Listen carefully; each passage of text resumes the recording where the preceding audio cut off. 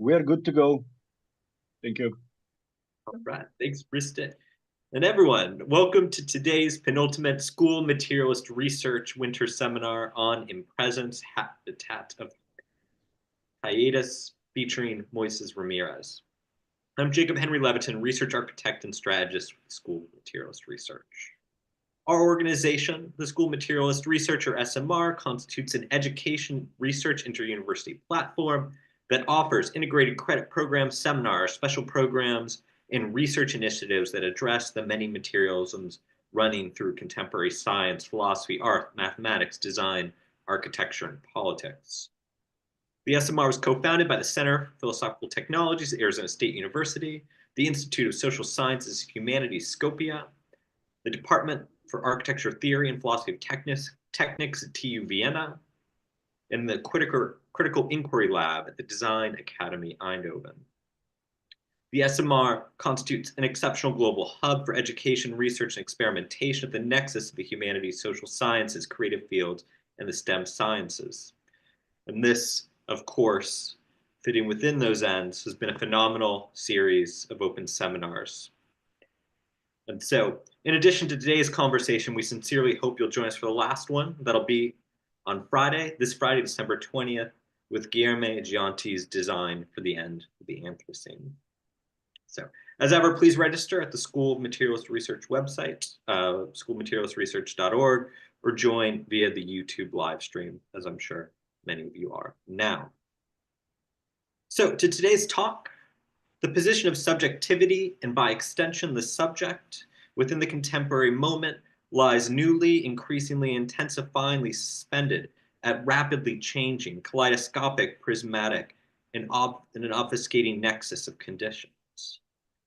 A dystopic intersection of material political conditions, non-standard, algorithmatized, and accelerated informational flows, or perhaps post-informational flows of decentralized news media, and an occupational, situational dispersal of work and broader interactivity displaced into virtually mediated means of meeting.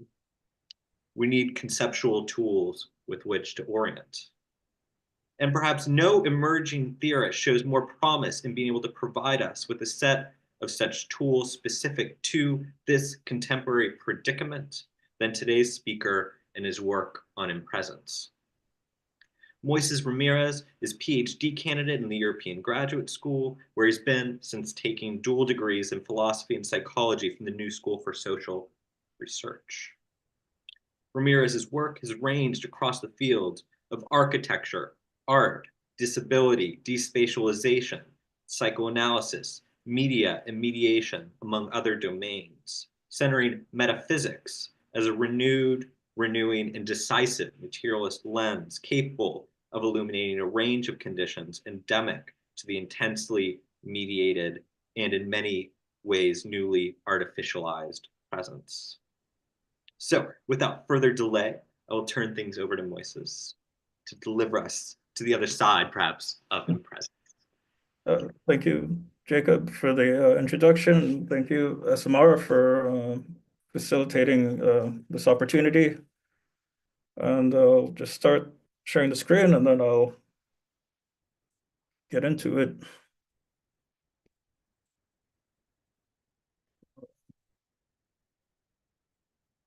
Okay, so as you heard, the title is On Impresence. The subtitle is The Habitat of Hiatus. And I participated at the school's summer session in Olympiada this past summer. And in a nod to Derrida, which I've been reading this month, his text, Athens Still Remains, I have the sub title for the presentation of today as Olympiada Still Remains. On the right, you could see, to my dismay, when I was first looking forward to Olympiada, I saw this monument of Aristotle on Google Maps, and it still exists on Google Maps. with some negative reviews that after the renovation of the Plaza Square right by the beach took apart this monument, and all that's left is a graffiti against a wall. On the left, I have the sort of schematics for today's presentation. The introduction, I'll sort of horse around with this Olympiada still remains, and then I'll give a sort of breakdown of what I've been trying to do, and then from there I turn over to the subtitle, the habitat of hiatus, which is a new expression of how I'm articulating impresence. And so we have habitat, circulation, hiatus, minor architectures, and then ending with an unfinished thought process towards a minor relationship of command. And so I'll go to the next slide. Here, I was playing around with the X's Grok algorithm, AI algorithm, and I resuscitated Jacques Derrida and put him into the beach at Olympiada. So here we have digital habitat. Is anything real anymore? Does history fully dissolve? History could resume, repeat, or fold back onto itself in this labyrinthine fashion in this digital context. Then I have a few questions. I've been spending a lot of time visiting cemeteries. I'm currently in Berlin, just visiting. But is there a resumption after death? Whose consciousness will relay, repeat, and amplify the lost signals of life or conscious life? And then, oops, sorry about that. I have what value sort of hiding can. Sorry, I'm getting. I can't really see what I've written because the faces of the participants are blocking it out, which that's fine. But I think it was dealing with like at the cemetery or the site of monuments and memorials, what labor value is well, not labor, well, there are laborers, there's gardeners, there's people who maintain the sites, and they maintain them, preserved. Um, what sort of, is there an excess or a surplus that's generated from these still sites of memorialization? Here I wanted to give Derrida his due respect.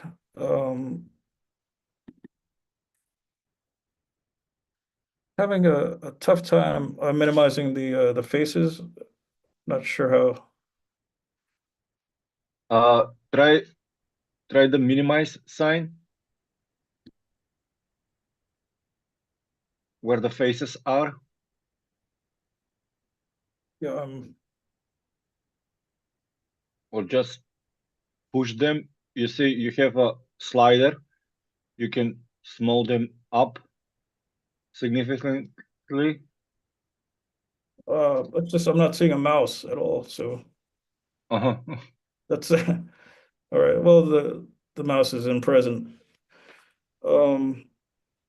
I've created another screen that's blocking this one, so all right. Anyhow, I can't read the quotes now. Mhm.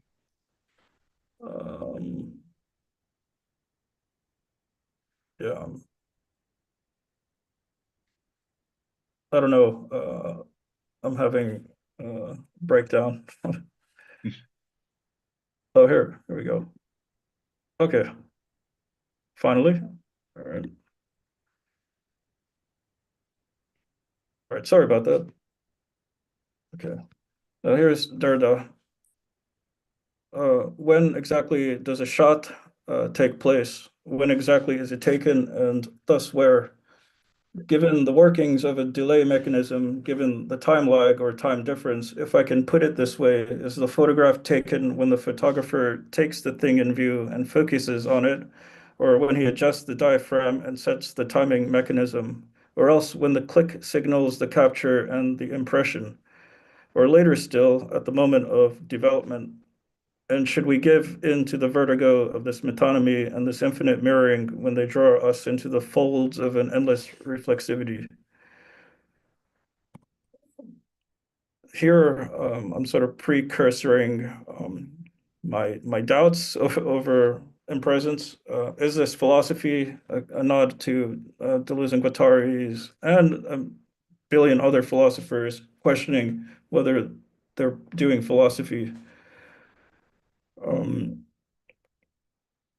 The individualized photography or drone technologies or this kind of decentralized individual or the emitted individual will come back in this minor relationship of command.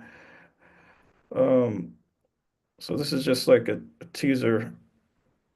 The possibility of a non-human photographer, we already see that in like surveillance technologies, and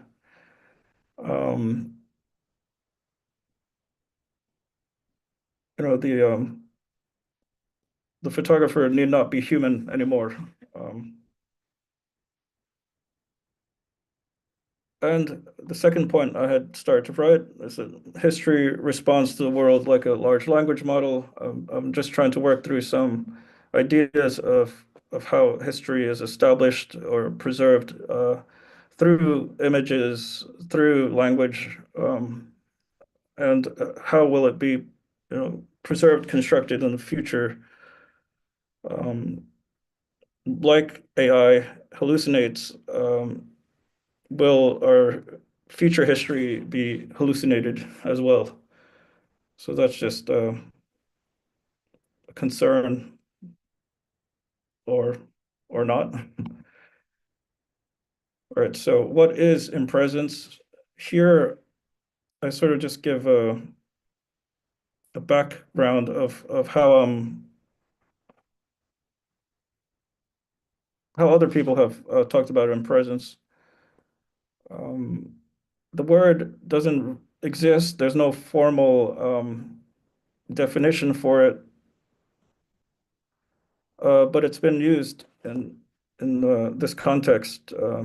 In the 1990s, a group of psychoanalysts in Argentina, members of the Buenos Aires Psychoanalytic Association, began using the word in obituaries dedicated to each other, as well as in Julio Moreno's book, Being Human. In the book reviews, I haven't read the book. That's a discrepancy of myself, even though, this is the dissertation work. I sort of like to be original in my thinking, and I am trying to break away from, because there is no formal definition. I think there's an open field for interpreting or inventing, which could be very problematic. Hence the prior slide, is this even philosophy? But it was used in instances of mourning for the absent individual, to speak of the impresence of a lost one. In footnotes in Julio Moreno's Ser Humano, with being human, they define, they claim that the word came from Alain Badiou's Being an Event, page 89. The English translation doesn't have that word in Being an Event. In that chapter, Badiou is talking about Aristotle's physics. This is also a avenue that I have to, work through and plow out, just to give a little more foundation to my argument, or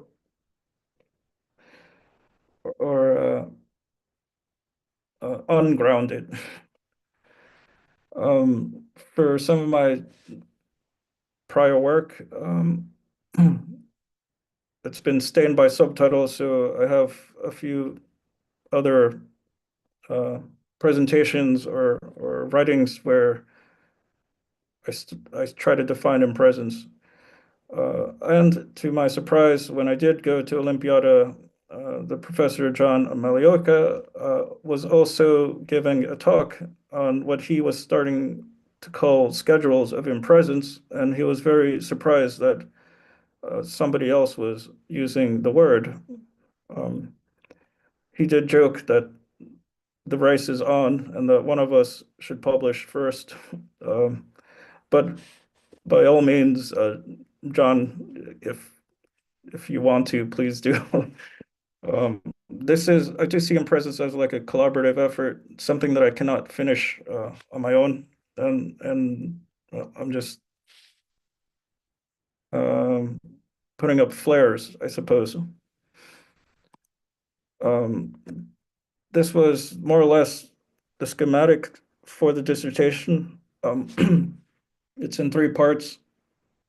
The first part is the photograph, where I focus on the image subject.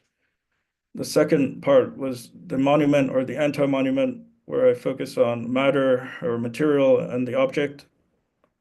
And the third part would be interfaces, the relations between individuals, between themselves and the object of desire or of the resuscitation of object.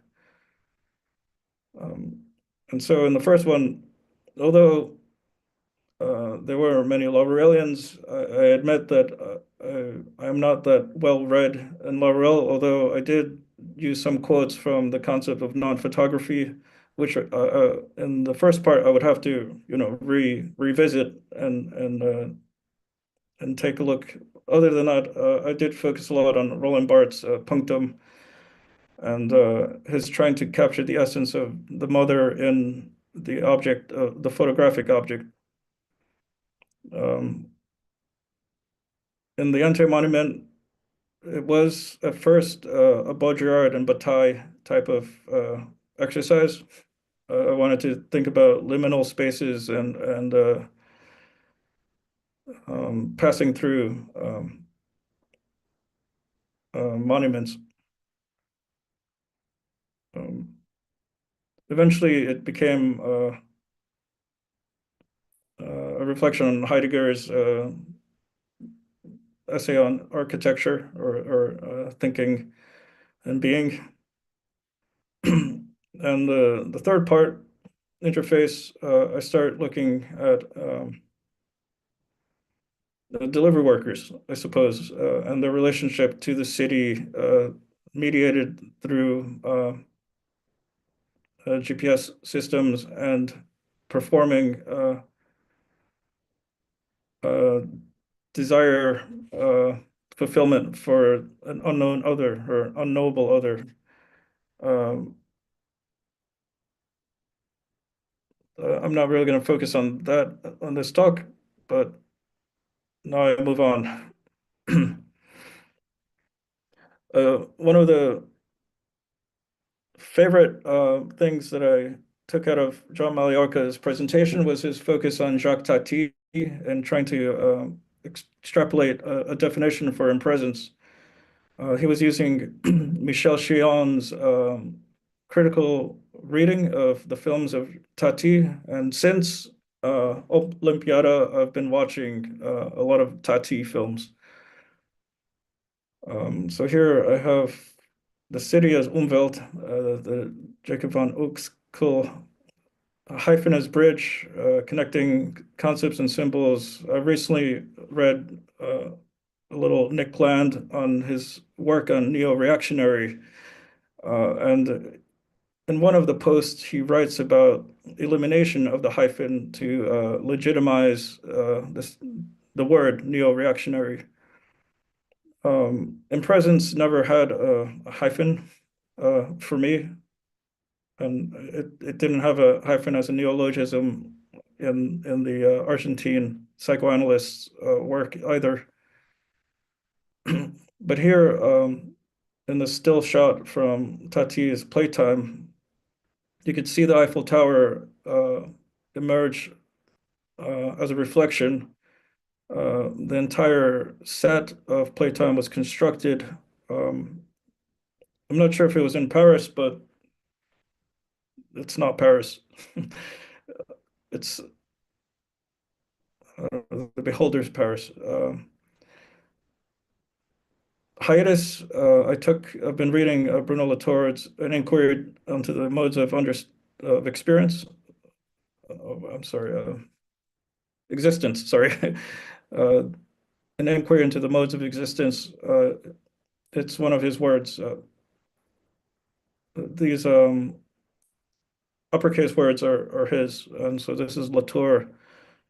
Wherever there is a hiatus, there is an articulation. Wherever one can define antecedents and consequence, there is direction.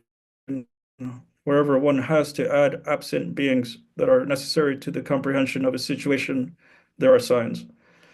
And since I'm articulating impresence as the space between presence and absence, my eyes glitter when I see any such type of talk.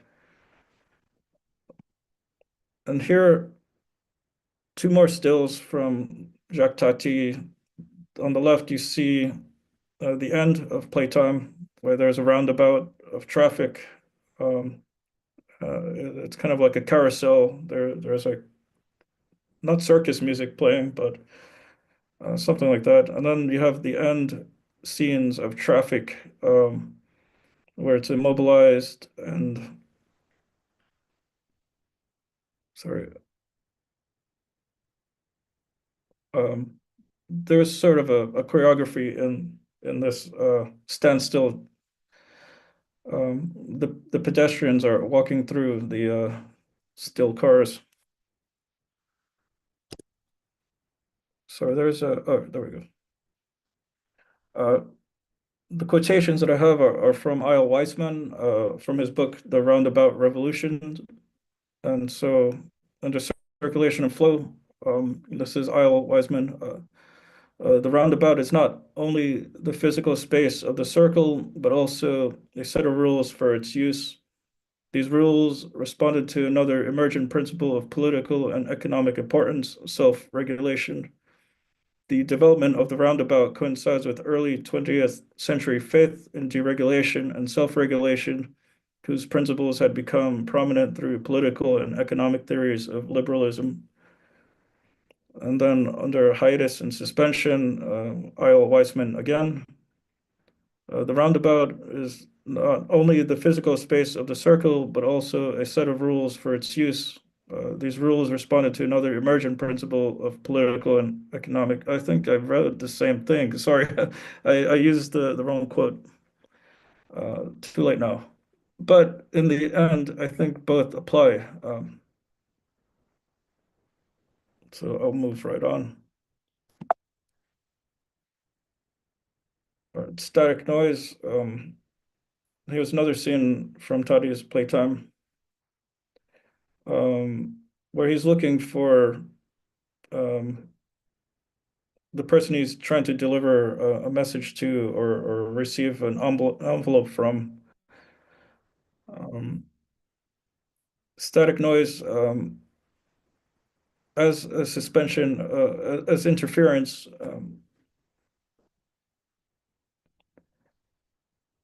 As like a tactic. So in Shion's book, he describes the opening of Playtime involving a series of lookalikes that are not Monsieur Hulot, keeping the audience in anticipation for about 10 minutes until the main character finally arrives. Move on next. since I'm in Berlin, I did get a chance to visit some monuments. I went to the Memorial to the Murdered Jews of Europe, also known as the Holocaust Memorial. These are photos I took yesterday or the other day. At the bottom, I have quotations from Peter Eisenman's uh, writing about this monument. On the left is the first paragraph. This project manifests the instability inherent in what seems to be a system, here a rational grid, and its potential for dissolution in time. It suggests that when a supposedly rational and ordered system grows too large and out of proportion to its intended purpose, it loses touch with human reason. It then begins to reveal the innate disturbances and potential for chaos in all systems of apparent order. And then he has two other paragraphs, but this is the fourth paragraph. In this monument, there is no goal, no end, no working one's way in or out. The duration of an individual's experience of it grants no further understanding, since understanding the Holocaust is impossible. The time of the monument, its duration from top surface to ground, is disjoined from the time of experience. In this context, there is no nostalgia, no memory of the past, only the living memory of the individual experience. Some of the things that I would think about in writing about monuments is if a foreign visitor like myself comes to a culturally uh, populated or densely imbued monument where my history doesn't tie in directly, although this was a global catastrophe.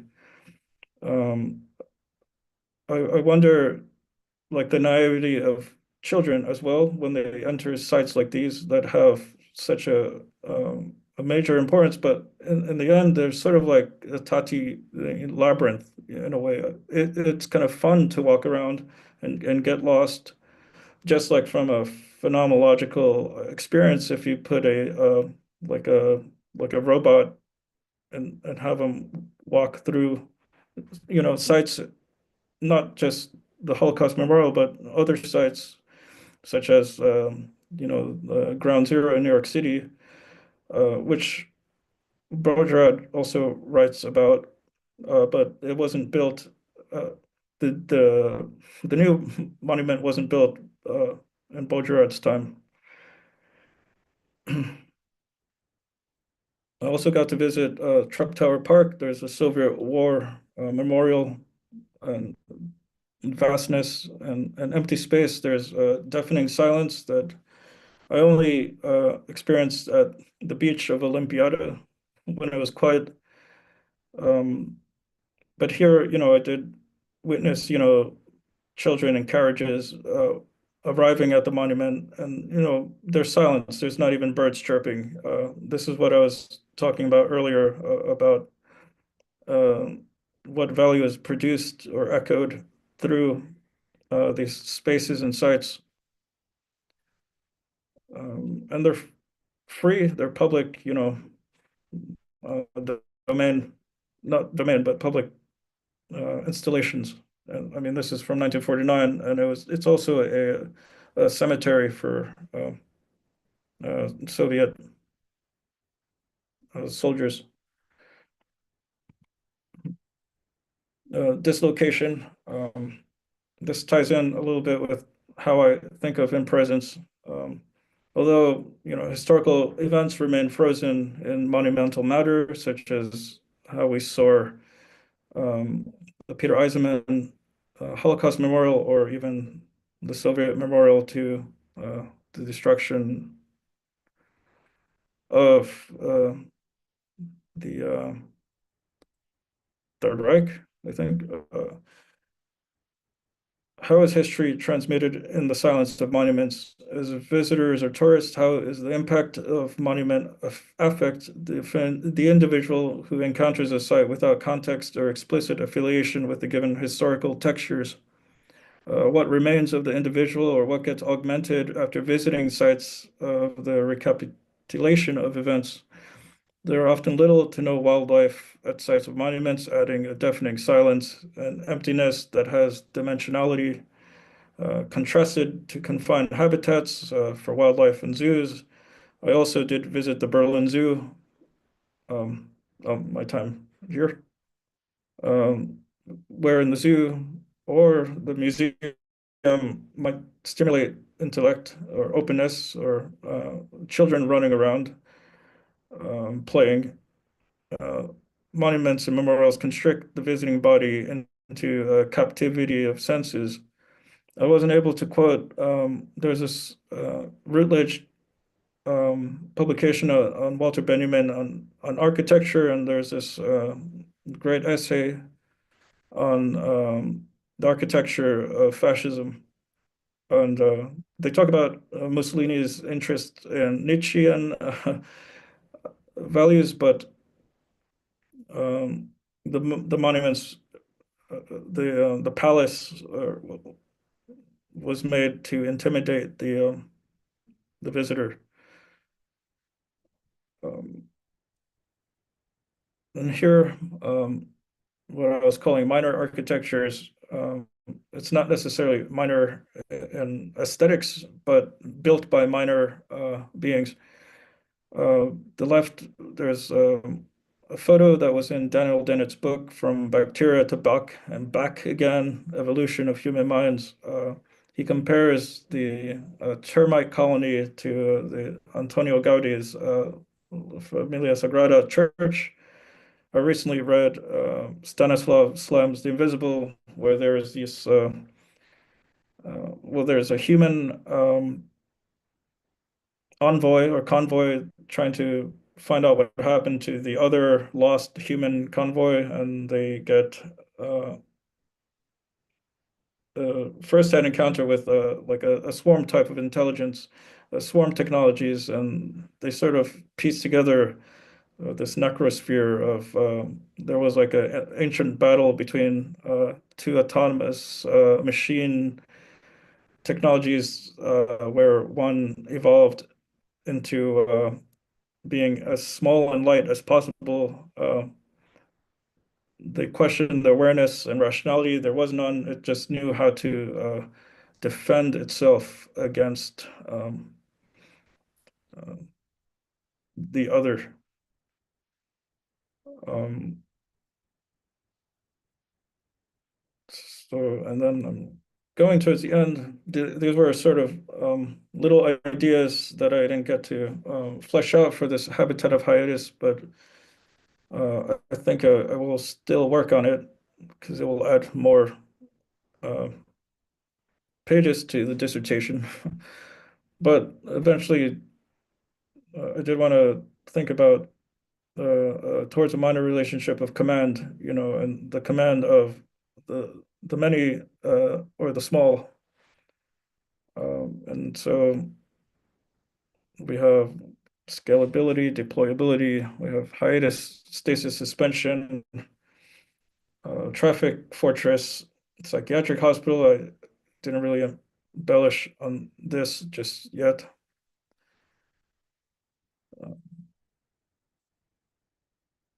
Photographer depositions himself from time, the duration of the being is witnessed by the shot. It's the tenuity of the scene will emerge later in development and the aesthetic contemplation of the image as a photographic object.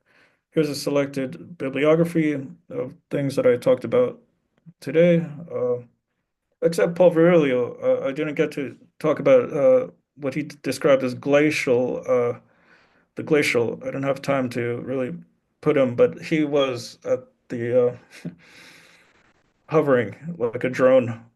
But yeah, that's I think all I have to say at the moment. That's really, really extraordinary, Moises. And yeah, I have so many questions because yeah, the talk was so generative. But I want to open it up to our audience first.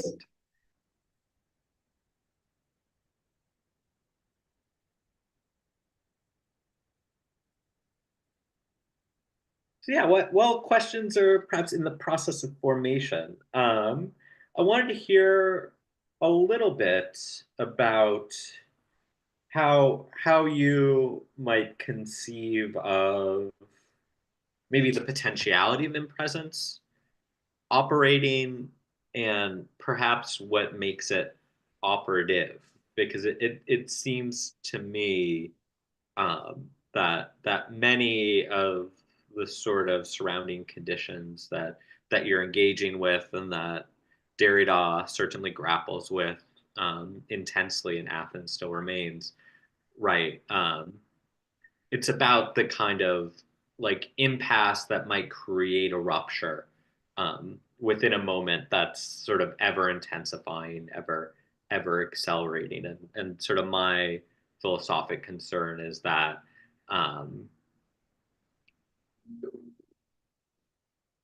we lack the sort of capacity or opportunity like to assert the sort of primacy of this conceptual domain, if that makes sense. Right. Well, I mean, there was this whole like the resuscitating like in presence. I'm not sure if it's operative or if it's like a descriptive type of word. I think that's yet to be articulated. But as far as like the potential would be the potential of resurrection in this context of like it's a state of mourning, you know, it's like reactivating the lost object or person or subject. uh, I haven't really thought about it as like a predictive type of, you know, like imagination, like the presence yet to come, or something like that. I think it's like a retrograde type of action. Uh, although I should look at the potential in a different way. I don't know. That's Yeah, no, I mean that's brilliant, and I think that yeah, the descriptive import of Impresence as a model. Yeah, I'm thinking about it relative to mourning. Yeah, I mean, there's a lot of work that could do, and it would just multiply the sort of Derridian tracks that one could take. right. I mean, I'd sort of allude to like surveillance or a presence of power or I used to use this Hegelian Aufhebung word where I would just describe the empty throne and that the masses want a ruler and they will throw a ruler up into the empty throne. This sort of like leaving the space open for command. Uh, there's um, there's that in presence where it's like I mean there's so many other different like things like there's Adorno on the personality of authoritative personality, which I haven't really picked through. You know, I have a lot of pending text, but I feel that if it'd be easy for me to just stick to Derrida and maybe just that's one of the problems I'm having with the dissertation is that it likes to seep through everything, and it's hard. Either Derrida or the Badiou and Aristotle potential for I don't even know if impresence needs a definition, but that's why I have all these like working subtitles. That's the operative of them. That's my version of making impresent operative is like sort of working on a different type of project. And in this case, this was the hiatus emphasis. Yeah, I like it, and yeah, I could say a lot more.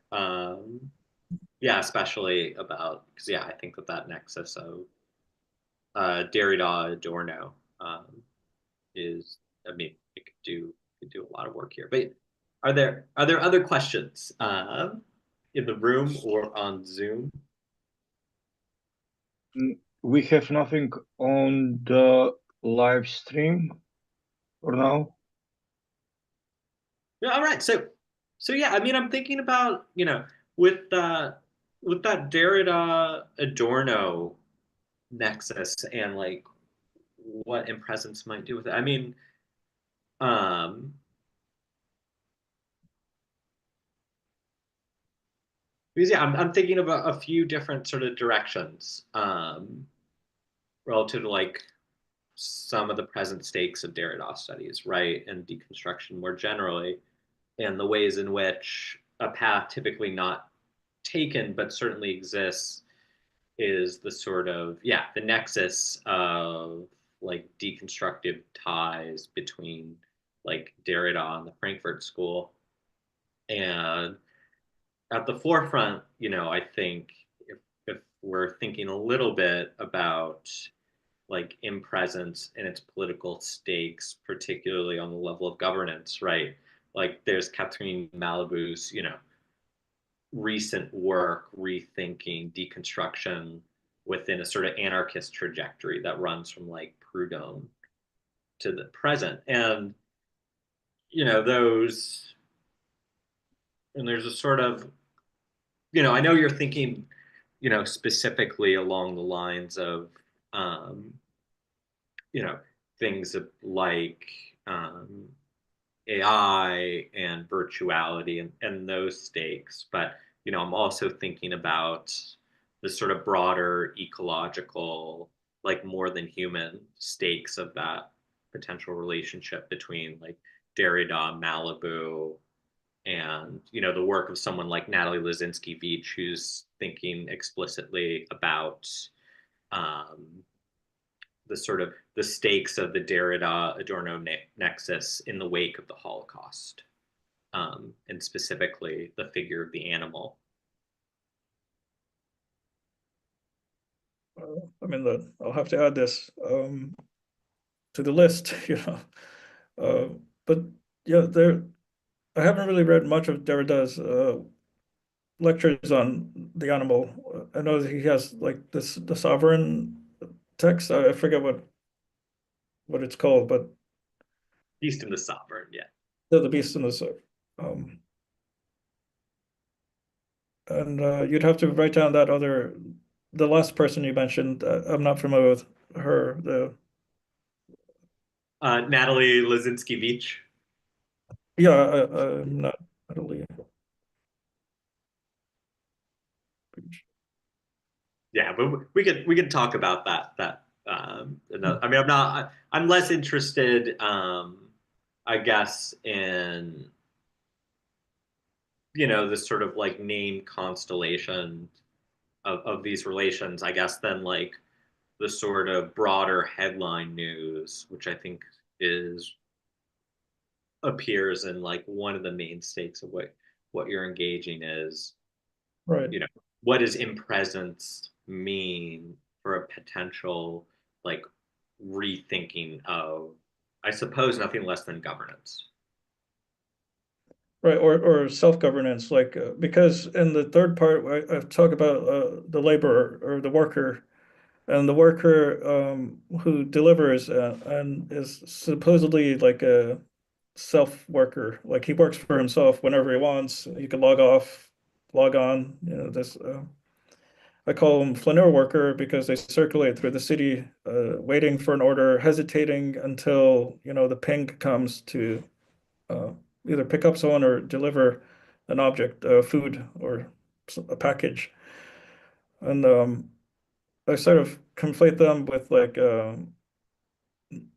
mindlessness, not necessarily. I've worked as one, so that that I fall back into the monument work and this hiatus thing because I'm starting to um, go back to the older chapters of Impresence, and sort of going back into the future of like the place of the worker who has no dwelling and has no office, has no factory, and so that's sort of a worker between. That's why I mentioned like the liminal phases, um, or the sacred places, or the non-places, like I had used text by Mark Auge on supermodernity, which I didn't talk about the liminal as being like a suspended state of agent ontology, like because the space imbues the agent individual with like a behavior. I didn't really focus too much on individual, although I think I got caught up on the actual monument. Uh, as the material at the School of Materialist Research, maybe I focus more on the object rather than like the how the individual, at least in this 1 hour, I didn't. I think as a part two, I would maybe turn back to the spectator of these CDs. Yeah, and I'd be interested to hear that and see how it plays out. At the same time, though, I think that the monument is salient here, and yeah, and I mean on that sort of note, because this sort of vector of thought that you're developing comes in many ways out of Olympiada. Um, All right, there was like the ancient ruins, and I had never read the Derrida Athens Still Remains. There's some beautiful photographs and his reflections on uh, photography that uh, uh, it's illuminating. It's I'm like the lazy philosopher, I suppose. I just I take too long to get to the right things, and I make too many detours along the way in my research. Um, but this trying to articulate in presence has been a really tough, like not knowing exactly what are the parameters of it, what are the limits of in presence.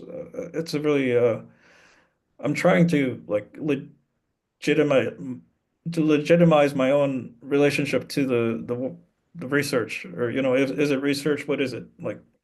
I don't want it to be like mocked by like mathematicians or scientists, or like that type of thing. So I am trying to find like its own uh power as a concept. Like, can it be like put in different modes in the Latorian?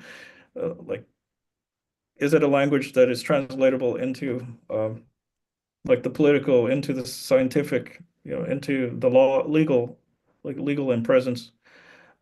Um, well, it is a plea in absentia. That's one thing that I did want to write if I were to start talking about like the courtroom presence, absence, um, and a culpability. Um, but as you could already see, how quick, like it's like a slingshot. I'm already like far away from the monument at this point.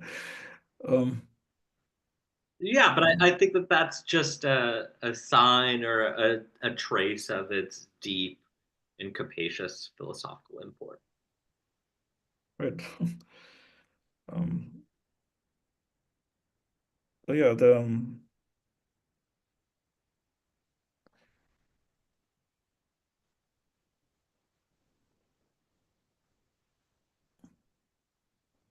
yeah, I don't. I think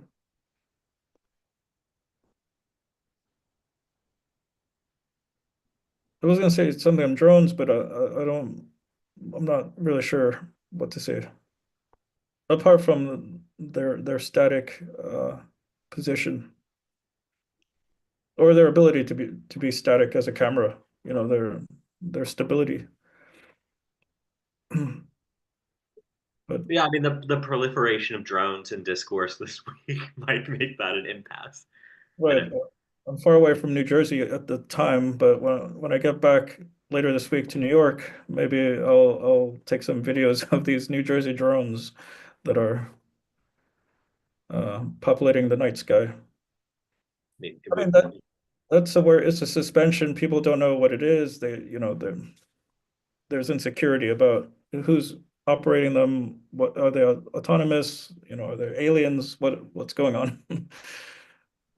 But the operability of drones is like pretext for war, like in Gaza. Like they would use drones to find targets, or things like that, or to like make more precise a target. Um, Yeah, it's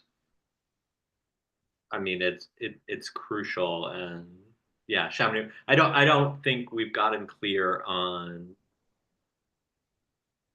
yeah, drone imaging and its its philosophical critical importance. But I do think the question of, is it philosophy, and is it a sort of absorption and mobilization, um, and interpolation into the sort of war machine. Um, Thinking of, um, yeah, I can't quite make that connection right now, but yeah, I think it's salient, and it will be important, for thinking in presence in its sort of like broad, um, political, geopolitical, um, sense across a number of like militarized domains currently. yeah, I did quote from I.L. Weissman, and his work on forensic architecture does inspire. It just seems like it's like the parallel to this in presence, or I'm like piggybacking, the the mode of our of inquiry, because forensic architecture does take on, like technology, law, and a multiplicity of uh, things. Maybe the as philosophy, like Deleuze and Guattari, like the generation of concepts, and presence is just like a scratch that I feel I have to itch, not for any good reason, but it's uh, what else? Um, Yeah, so to perhaps push you on just one more thing but before we close, unless there are further questions. I'm wondering if the difficulty of impresence, um, stems from two places. One is that, which I think is true, like you're really approaching some sort of asymptotic limits of thought, and that's why it's hard. To the other side, um, which would pick up on A.L. Weissman and forensic architecture on the other, um, and this might intersect directly with the monumentality of what you're doing, and engaging. But is it about something that is, as Weissman says, right, um, a condition that exists at the threshold of detectability? right. Well, I didn't get to talk about like delay mechanism that Derrida was talking about, and how effective it is in like music, or you know, echoes and reverberations. There's this I do listen to a lot of like William Basinski and his like disintegration loops, of just like these little melodic motifs that sort of repeat and sort of hypnotize or chants, these um you could create a presence through repetition, like it becomes something, almost like an incantation, like a summoning. I feel that, yeah,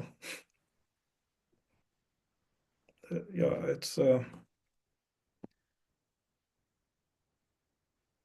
not exactly, yeah.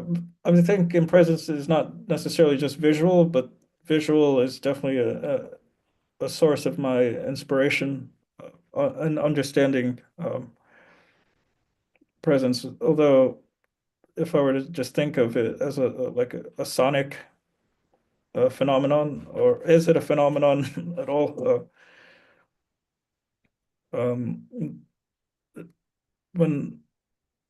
schizophrenic, like hallucinatory, auditory events come into play.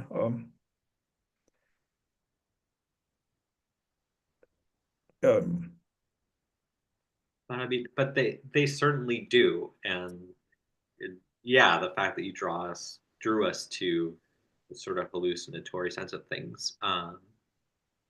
Yeah, I mean that's an arc of philosophical thought that, like, yeah, I mean, has been taken very seriously in the past, and perhaps not so much now. But I do think there's an import, yeah, that would take us into hermetic sort of modes of engagement that, were salient to Benjamin, his relation to Gershom Scholem, and, like, yeah, I mean, materialist sort of immaterial thought that, yeah, I think would be really interesting for you to translate across media. Um, yeah, in terms of the incantation, and in terms of, yeah, what has been theorized as a sort of, like, almost sort of mystical sort of sense of light within photography, because, yeah, that sort of materialization, going back to the 19th century, was taken very seriously at times, and yeah, and I think that has an important sort of methodological, metaphysical, theoretical import, for thinking the presence, and getting clear on, to go back to the point of the drone, right? Like, I mean, that is the sort of catalyst or launching point towards conspiratorial thought. So that which, uses photography to look back, and, like, this thinking of the apparatus and the mechanism with Derrida, I think, yeah, creates a really important horizon of connections that are going to be absolutely germane to thinking and presence in a way that, yeah, will be taken seriously across, like, mathematics, philosophy, design, in all the disciplines that you're intervening Hmm. Yeah. Duration is also a different ringer, uh, the to bring Bergson into this, and more Deleuze. um, I think, yeah, I mean, suspension or perpetual. There's like a conflation between suspension and perpetuality. I feel like in instances of, well, I don't know, this talk and or war, like there's like a hard time saying goodbye. I think that's in presence. Like, no one wants to say goodbye, and that's, this reproduction of the lost subject or the lost relationship. Um, the yeah. Yeah, I think that's a great point. And yeah, probably delivers us right to our own probably shared and collective resistance to saying goodbye to this conversation. Um, but just so, Moises, I really think this was an extraordinary talk, and I'm really excited for where your project's going. And yeah, all I can say is I can't wait for part two. Well, thank you for having me. Thank you, everyone, for listening. All right, so we'll leave it there for now, and we'll see you all for Gianti's end of the Anthropocene conversation on design on Friday. Okay. Bye bye. All right.